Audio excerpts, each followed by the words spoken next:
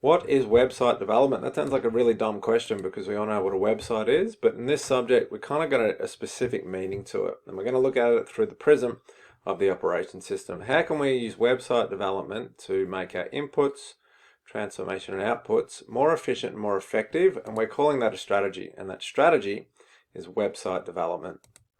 So, I guess to think about how or why it's a good strategy is to look at how the world was before we had this. So once upon a time, customers had to buy a product from the business in a physical location. You had to go into the store. What else? A business could only promote and advertise its products via the mass media, so TV, newspapers, radios, billboards, etc.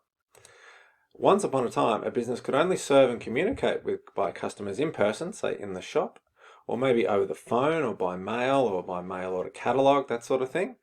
And once upon a time, to get data on customers to do market research, we had to do very expensive market research, kind of getting or hiring market research companies to physically survey customers. That's very time consuming and expensive.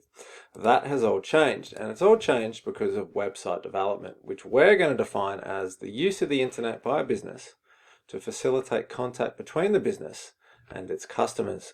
So I think the easiest way to sort of remember what website development is for this subject is to think about what it can do.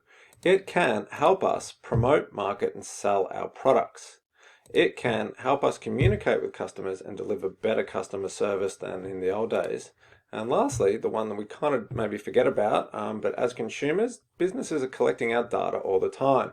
Why do they do that? So they find out what products customers want and what their needs are. So that's what we'll consider website development to be.